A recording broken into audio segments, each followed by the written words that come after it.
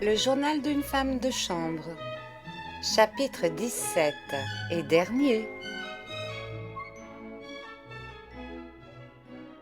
Voici 8 mois que je n'ai écrit une seule ligne de ce journal. J'avais autre chose à faire et à quoi penser. Et voici 3 mois exactement que Joseph et moi, nous avons quitté le prieuré et que nous sommes installés dans le petit café près du port à Cherbourg. Nous sommes mariés, les affaires vont bien, le métier me plaît, je suis heureuse. Née de la mer, je suis revenue à la mer. Elle ne me manquait pas, mais cela me fait plaisir tout de même de la retrouver.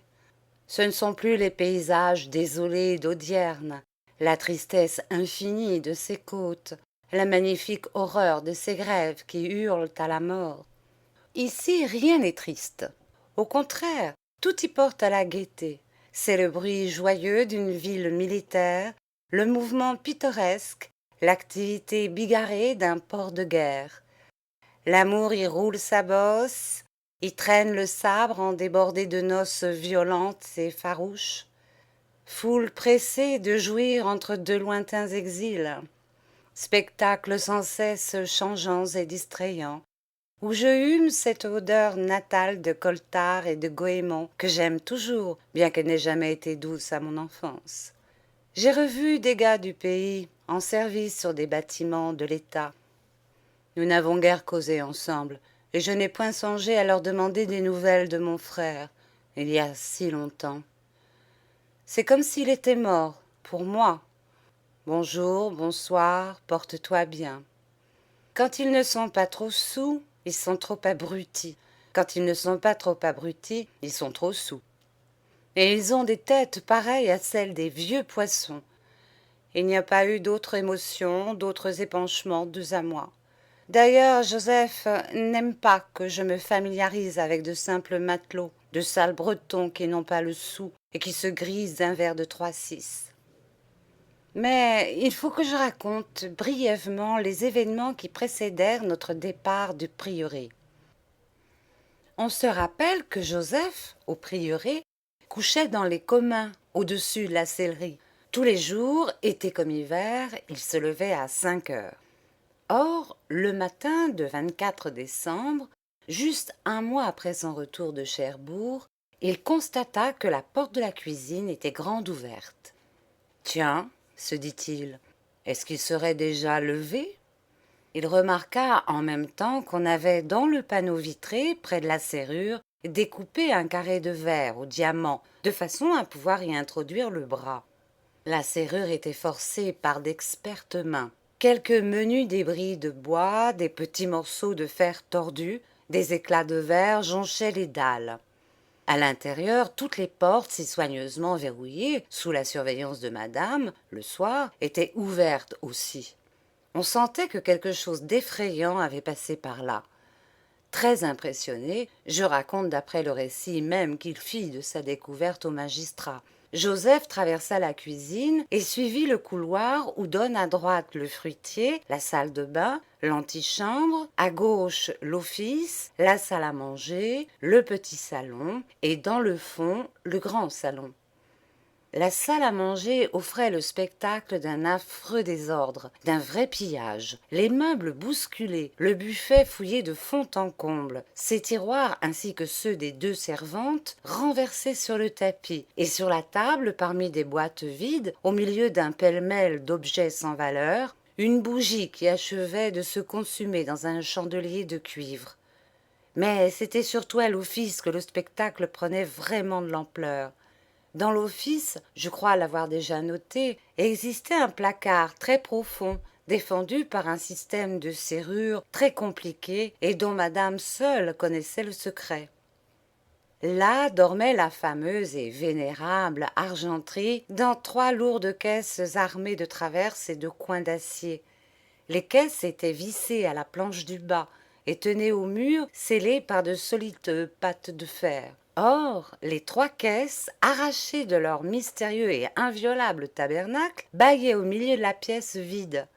À cette vue, Joseph donna l'alarme.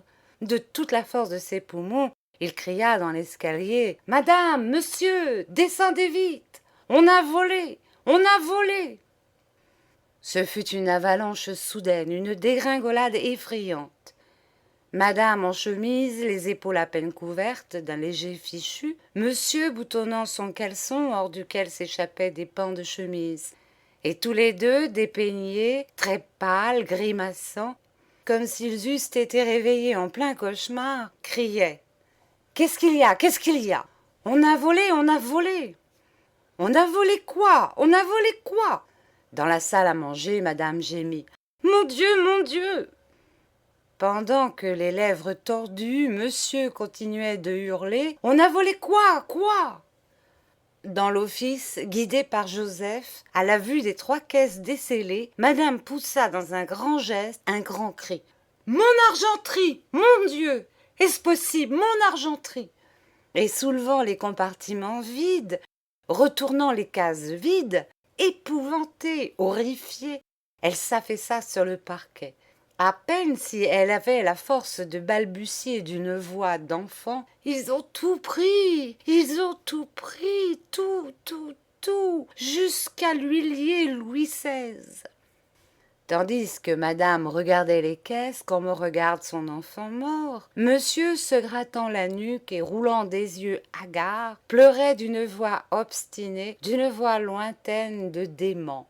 Nom d'un chien, ah, nom d'un chien, nom d'un chien, de nom d'un chien. Et Joseph clamait avec d'atroces grimaces, lui aussi. L'huilier de Louis XVI, l'huilier de Louis XVI, ah, les bandits! Puis il y eut une longue minute de tragique silence, une longue minute de prostration.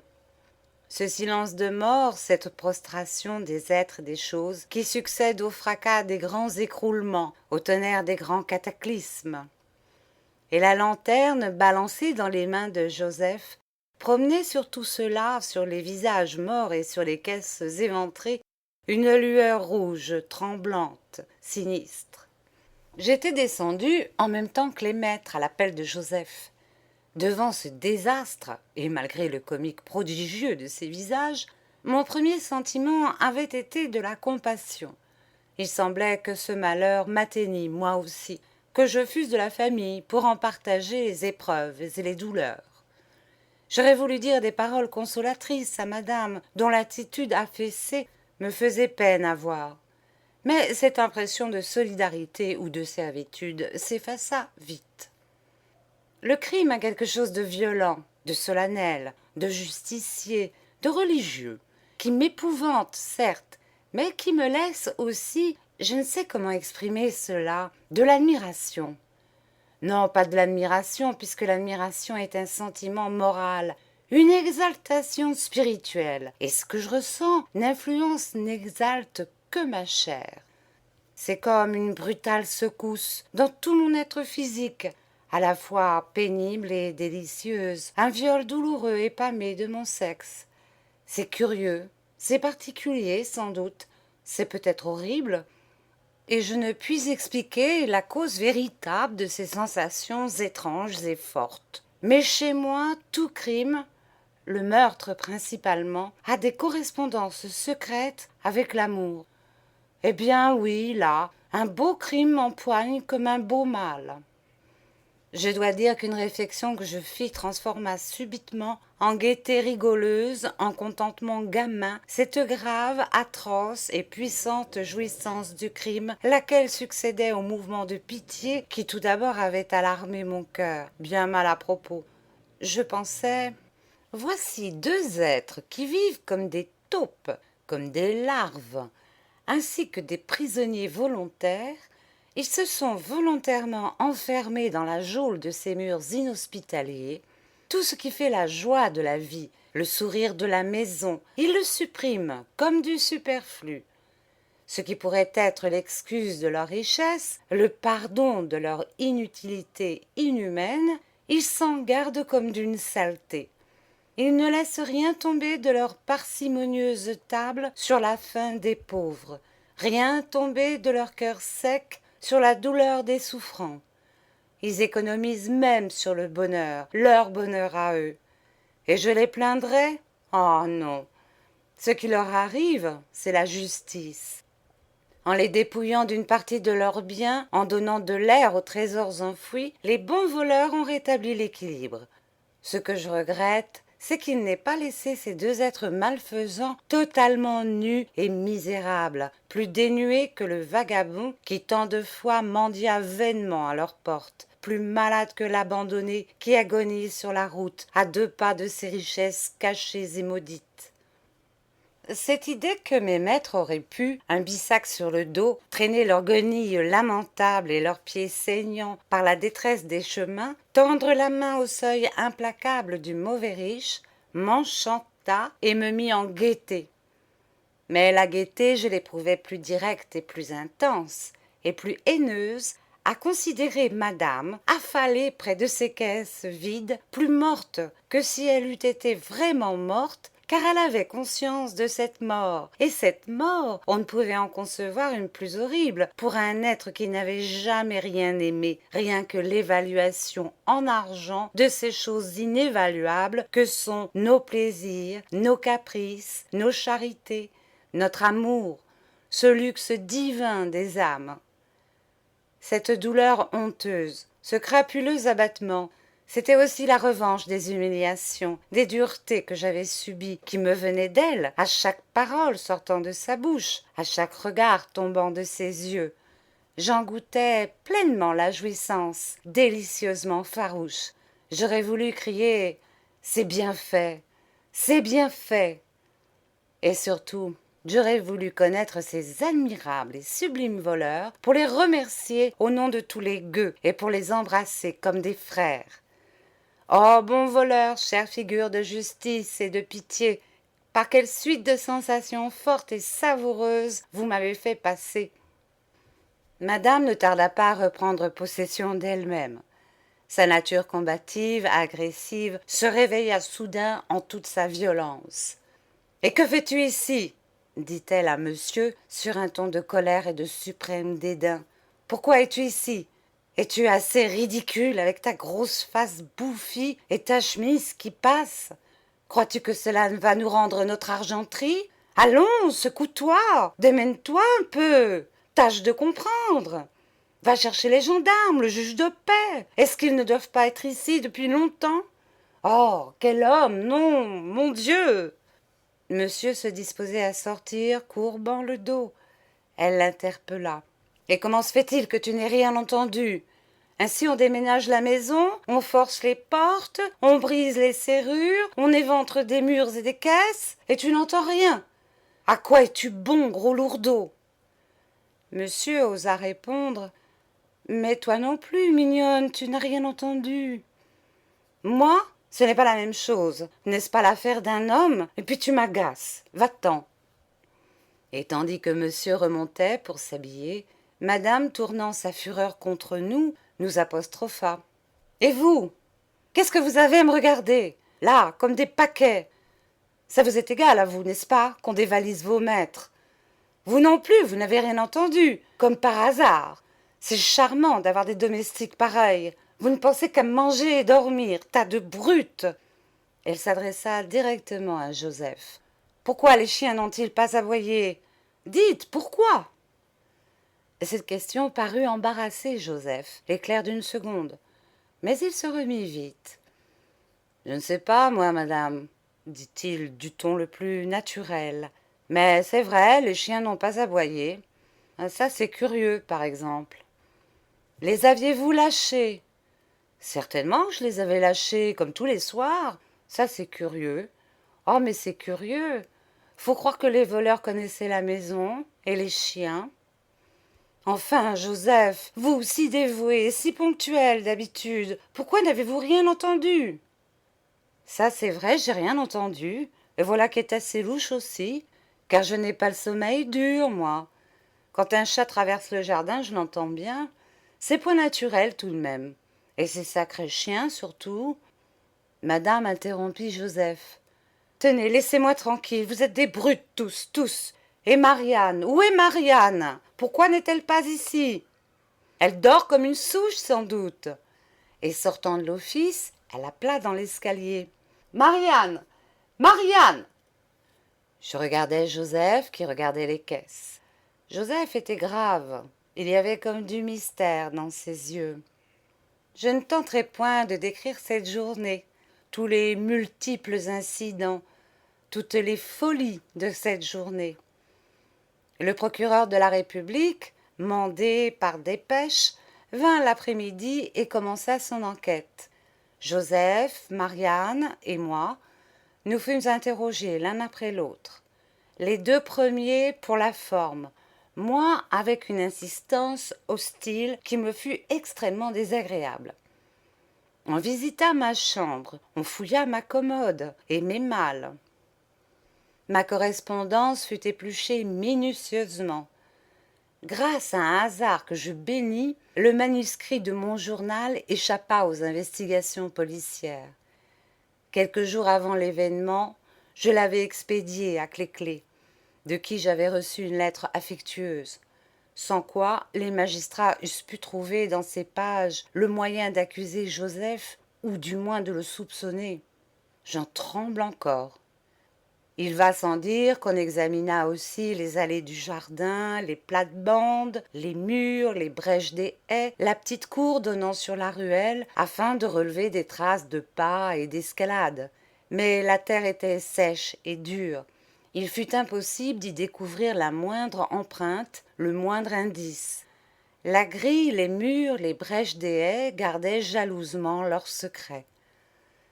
De même que pour l'affaire du viol, les gens du pays affluèrent, demandant à déposer. L'un avait vu un homme blond qui ne lui revenait pas, l'autre un homme brun qui avait l'air drôle. Bref, l'enquête demeura vaine. Nulle piste, nul soupçon. Il faut attendre, prononça avec mystère le procureur en partant le soir. C'est peut-être la police de Paris qui nous mettra sur la voie des coupables. Durant cette journée fatigante, au milieu des allées et venues, je n'eus guère le loisir de penser aux conséquences de ce drame qui, pour la première fois, mettait de l'animation, de la vie dans ce morne prieuré. Madame ne nous laissait pas une minute de répit. Il fallait courir ci, courir là, sans raison d'ailleurs, car madame avait perdu un peu la tête. Quant à Marianne, il semblait qu'elle ne se fût aperçue de rien et que rien ne fût arrivé de bouleversant dans la maison. Pareille à la triste génie, elle suivait son idée, et son idée était bien loin de nos préoccupations. Lorsque monsieur apparaissait dans la cuisine, elle devenait subitement comme ivre, et elle le regardait avec des yeux extasiés. « Oh, ta grosse frimousse, tes grosses mains, tes gros yeux !» Le soir, après un dîner silencieux, je pus réfléchir. L'idée m'était venue tout de suite, et maintenant elle se fortifiait en moi, que Joseph n'était pas étranger à ce hardi pillage. Je voulus même espérer qu'entre son voyage à Cherbourg et la préparation de ce coup de main audacieux et incomparablement exécuté, il y eut un lien évident. Et je me souvenais de cette réponse qu'il m'avait faite la veille de son départ. Ça dépend d'une affaire très importante. Quoiqu'il s'efforçât de paraître naturel, je percevais dans ses gestes, dans son attitude, dans son silence, une gêne inhabituelle, visible pour moi seule. Ce pressentiment, je n'essayais pas de le repousser, tant il me satisfaisait. Au contraire, je m'y complus avec une joie intense. Marianne nous ayant laissés seuls un moment dans la cuisine, je m'approchai de Joseph, et câline, tendre, émue d'une émotion inexprimable, je lui demandai « Dites-moi, Joseph, que c'est vous qui avez violé la petite Claire dans le bois. Dites-moi que c'est vous qui avez volé l'argenterie de madame. » Surpris, hébété de cette question, Joseph me regarda. Puis tout d'un coup, sans me répondre, il m'attira vers lui et faisant ployer ma nuque sous un baiser fort comme un coup de massue, il me dit « Ne parle pas de ça, puisque tu viendras là-bas avec moi, dans le petit café, et puisque nos deux âmes sont pareilles. » Je me souviens avoir vu dans un petit salon chez la comtesse Fardin une sorte d'idole hindoue d'une grande beauté horrible et meurtrière. Joseph, à ce moment, lui ressemblait. Les jours passèrent, et les mois. Naturellement, les magistrats ne purent rien découvrir, et ils abandonnèrent l'instruction, définitivement. Leur opinion était que le coup avait été exécuté par d'experts cambrioleurs de Paris. Paris a bon dos, et allait donc chercher dans le tas. Ce résultat négatif indigna madame. Elle débina violemment la magistrature, qui ne pouvait lui rendre son argenterie. Mais elle ne renonça pas pour cela à l'espoir de retrouver l'huilier de Louis XVI, comme disait Joseph. Elle avait chaque jour des combinaisons nouvelles et biscornues qu'elle transmettait aux magistrats, lesquels, fatigués de ses billevesées, ne lui répondaient même plus.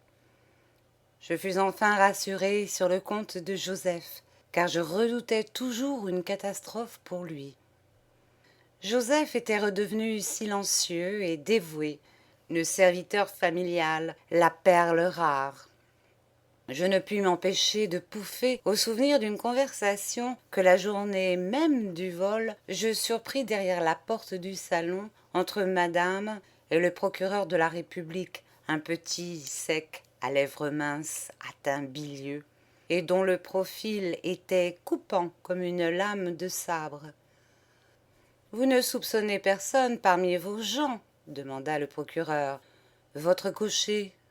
« Joseph !» s'écria madame scandalisée. « Un homme qui nous est si dévoué, qui depuis plus de 15 ans est à notre service. La probité même, monsieur le procureur. Une perle, il se jetterait au feu pour nous. » Soucieuse, le front plissé, elle réfléchit. « Il n'y aurait que cette fille, la femme de chambre. Je ne la connais pas, moi, cette fille. Elle a peut-être de très mauvaises relations à Paris. Elle écrit souvent à Paris. Plusieurs fois, je l'ai surprise en train de boire le vin de la table et de manger nos pruneaux. Quand on boit le vin de ses maîtres, on est capable de tout. » Et elle murmura. « On ne devrait jamais prendre des domestiques à Paris. Elle est singulière, en effet. »« Non, mais voyez-vous, cette chipie ?» C'est bien ça, les gens méfiants. Ils se méfient de tout le monde, sauf de celui qui les vole naturellement. Car j'étais de plus en plus convaincue que Joseph avait été l'âme de cette affaire. Depuis longtemps, je l'avais surveillé, non par un sentiment hostile, vous pensez bien, mais par curiosité, et j'avais la certitude que ce fidèle et dévoué serviteur, cette perle unique, chapardait tout ce qu'il pouvait dans la maison. Il dérobait de l'avoine, du charbon, des œufs, de menues choses susceptibles d'être revendues, sans qu'il fût possible d'en connaître l'origine. Et son ami le sacristain ne venait pas le soir dans la sellerie pour rien et pour y discuter seulement sur les bienfaits de l'antisémitisme. En homme avisé, patient, prudent, méthodique, Joseph n'ignorait pas que les petits larcins quotidiens font les gros comptes annuels, et je suis persuadée que de cette façon il triplait, quadruplait ses gages, ce qui n'est jamais à dédaigner. Je sais bien qu'il y a une différence entre de si menus vols et un pillage audacieux comme fut celui de la nuit du 24 décembre. Cela prouve qu'il aimait aussi à travailler dans le grand. Qui me dit que Joseph n'était pas alors affilié à une bande? Ah, comme j'aurais voulu et comme je voudrais encore savoir tout cela. Depuis le soir où son baiser me fut comme un aveu du crime, où sa confiance alla vers moi avec la poussée d'un rut, Joseph nia. J'eus beau le tourner, le retourner, lui tendre des pièges, l'envelopper de paroles douces et de caresses, il ne se démentit plus. Et il entra dans la folie d'espoir de madame. Lui aussi combina des plans, reconstitua tous les détails du vol, et il battit les chiens qui n'aboyèrent pas, et il menaça de son poing les voleurs inconnus, les chimériques voleurs, comme s'il les voyait fuir à l'horizon. Je ne savais plus à quoi m'en tenir sur le compte de cet impénétrable bonhomme. Un jour, je croyais à son crime, un autre jour, à son innocence, et c'était horriblement agaçant. Comme autrefois, nous nous retrouvions le soir à la sellerie. « Eh bien, Joseph ?»« Ah, vous voilà, Célestine !»« Pourquoi ne me parlez-vous plus? Vous avez l'air de me fuir. Vous fuir, moi? Oh, bon Dieu! Oui, depuis cette fameuse matinée. Parlez point de ça, Célestine. Vous avez de trop mauvaises idées. Et triste, il dodelinait de la tête. Voyons, Joseph, vous savez bien que c'est pour rire. Est-ce que je vous aimerais si vous aviez commis un tel crime, mon petit Joseph? Oui, oui, vous êtes une enjôleuse. C'est pas bien. Et quand partons-nous? Je ne puis plus vivre ici. Pas tout de suite. Il faut encore attendre. Mais pourquoi? Parce que ça se peut pas tout de suite. Un peu piqué sur un ton de légère fâcherie, je disais: ce n'est pas gentil, et vous n'êtes guère pressé de m'avoir. Moi, s'écriait Joseph avec d'ardentes grimaces, si c'est Dieu possible, mais j'en boue, j'en boue. Eh bien alors partons. Et il s'obstinait sans jamais s'expliquer davantage.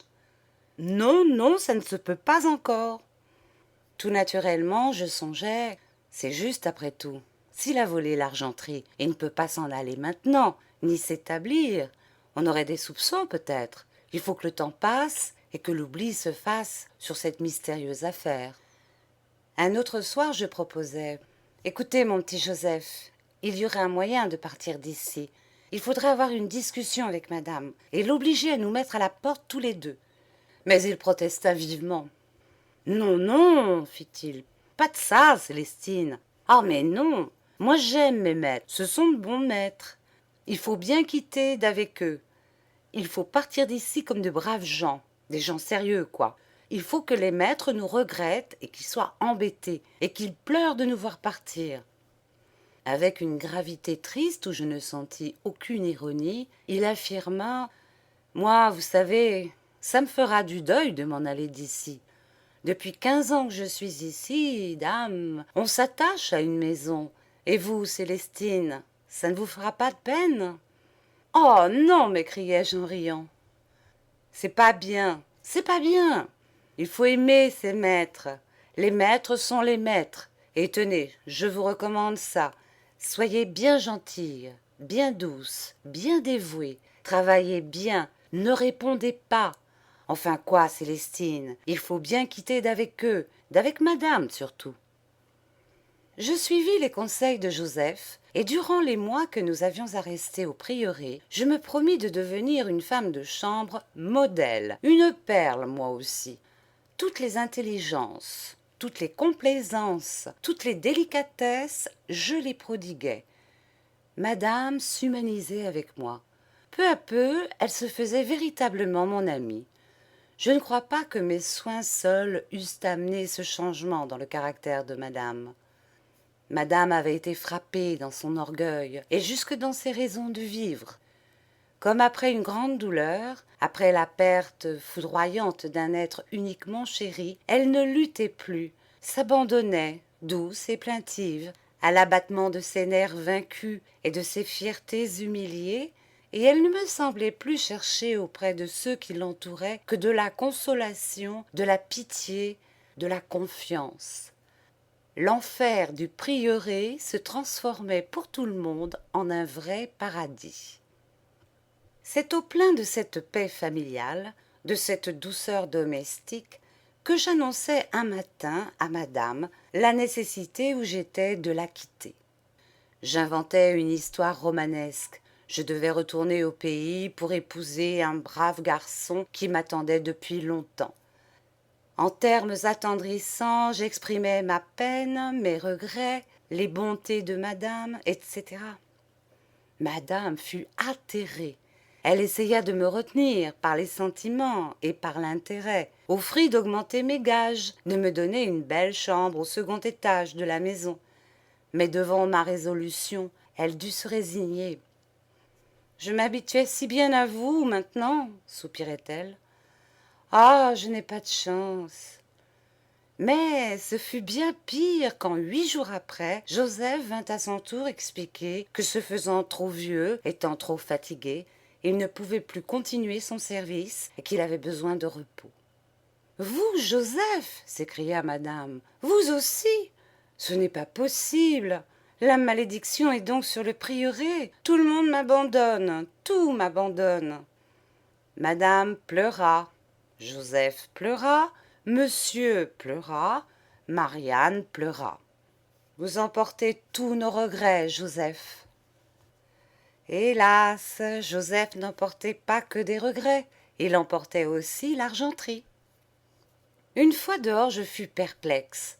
Je n'avais aucun scrupule à jouir de l'argent de Joseph, de l'argent volé. Non, ce n'était pas cela. Quel est l'argent qui n'est pas volé?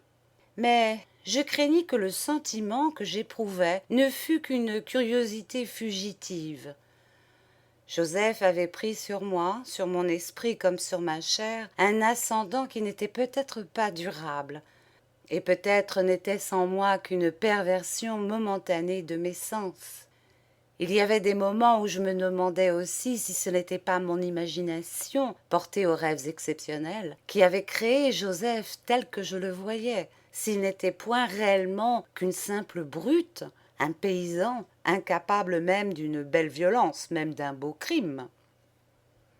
Les suites de cet acte m'épouvantaient.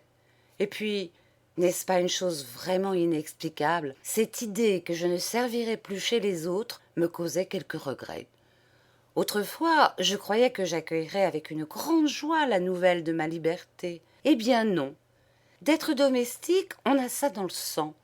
Si le spectacle du luxe bourgeois allait me manquer tout d'un coup, j'entrevis mon petit intérieur, sévère et froid, pareil à un intérieur d'ouvrier, ma vie médiocre, privée de toutes ces jolies choses, de toutes ces jolies étoffes si douces à manier, de tous ces vices jolis dont c'était mon plaisir de les servir, de les chiffonner, de les pomponner, de m'y plonger comme dans un bain de parfum. Mais il n'y avait plus à reculer. Ah, qui m'eût dit, le jour gris, triste et pluvieux, où j'arrivais au prieuré, que je finirais avec ce bonhomme étrange, silencieux et bourru, qui me regardait avec tant de dédain. Maintenant, nous sommes dans le petit café. Joseph a rajeuni. Il n'est plus courbé ni lourdeau. Et il marche d'une table à l'autre, et il trotte d'une salle dans l'autre, le jarret souple, l'échine élastique. Ses épaules qui m'effrayaient ont pris de la bonhomie. Sa nuque, parfois si terrible, a quelque chose de paternel et de reposé. Toujours rasé de frais, la peau brune et luisante ainsi que de l'acajou, coiffé d'un béret crâne, vêtu d'une vareuse bleue bien propre, il a l'air d'un ancien marin, d'un vieux loup de mer qui aurait vu des choses extraordinaires et traversé d'extravagants pays. Ce que j'admire en lui, c'est sa tranquillité morale. Jamais plus une inquiétude dans son regard. On voit que sa vie repose sur des bases solides. Plus violemment que jamais, il est pour la famille, pour la propriété, pour la religion, pour la marine, pour l'armée, pour la patrie. Moi, il m'épate. En nous mariant, Joseph m'a reconnu 10 000 francs. L'autre jour, le commissariat maritime lui a adjugé un lot d'épave de 15 000 francs, qu'il a payé comptant et qu'il a revendu avec un fort bénéfice. Il fait aussi de petites affaires de banque, c'est-à-dire qu'il prête de l'argent à des pêcheurs. Et déjà, il songe à s'agrandir en acquérant la maison voisine. On y installerait peut-être un café-concert. Cela m'intrigue qu'il ait tant d'argent. Et quelle est sa fortune? Je n'en sais rien. Il n'aime pas que je lui parle de cela. Il n'aime pas que je lui parle du temps où nous étions en place. On dirait qu'il a tout oublié et que sa vie n'a réellement commencé que du jour où il a pris possession du petit café. Quand je lui adresse une question qui me tourmente, il semble ne pas comprendre ce que je dis. Et dans son regard, alors, passent des lueurs terribles, comme autrefois. Jamais je ne saurais rien de Joseph. Jamais je ne connaîtrai le mystère de sa vie. Et c'est peut-être cet inconnu qui m'attache tant à lui. Joseph veille à tout dans la maison, et rien n'y cloche. Nous avons 3 garçons pour servir les clients, une bonne à tout faire pour la cuisine et pour le ménage, et cela marche à la baguette. Il est vrai qu'en 3 mois, nous avons changé 4 fois de bonne. Ce qu'elles sont exigeantes, les bonnes à Cherbourg, et chapardeuses, et dévergondées. Non, c'est incroyable, et c'est dégoûtant. Moi, je tiens la caisse, trônant au comptoir au milieu d'une forêt de fioles enluminées. Je suis là aussi pour la parade et pour la causette. Joseph veut que je sois bien frusquée.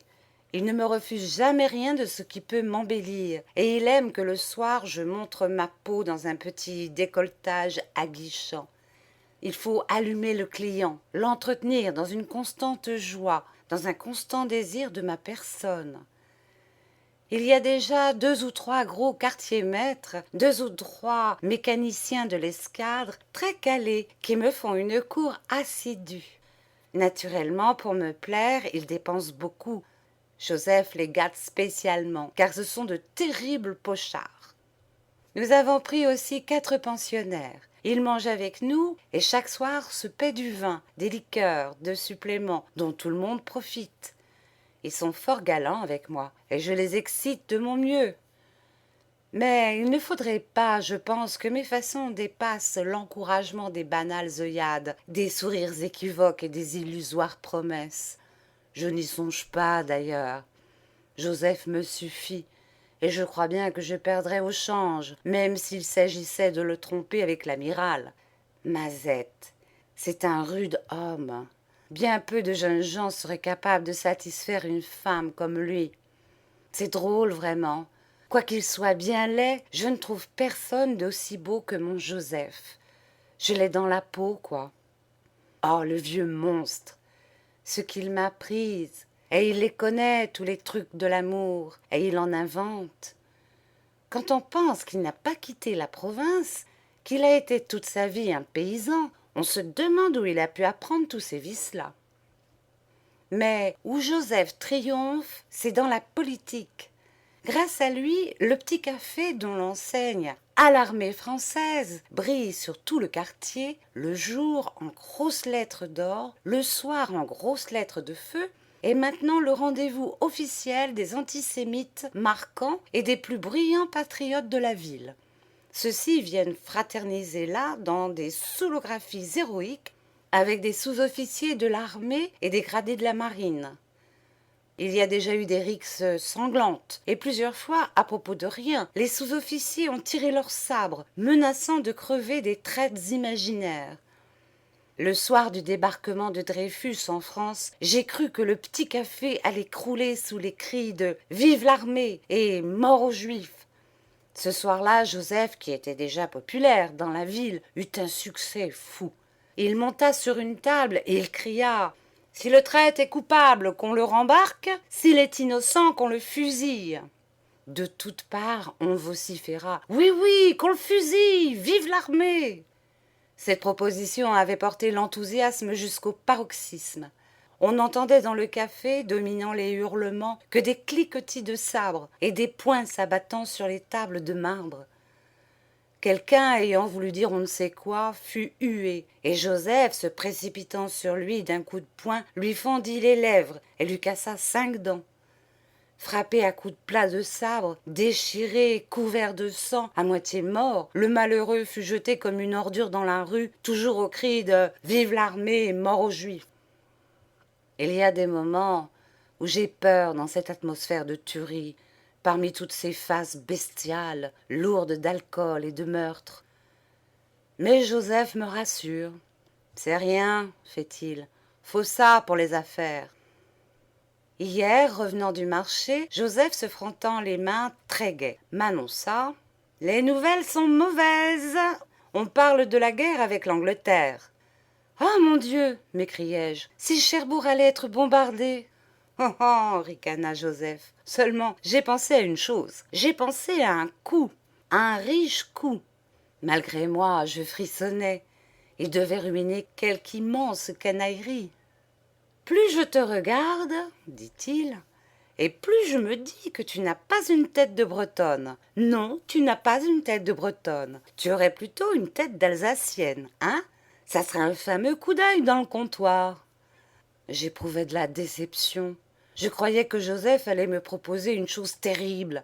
J'étais fière déjà d'être de moitié dans une entreprise hardie. Chaque fois que je le vois songeur, mes idées s'allument tout de suite.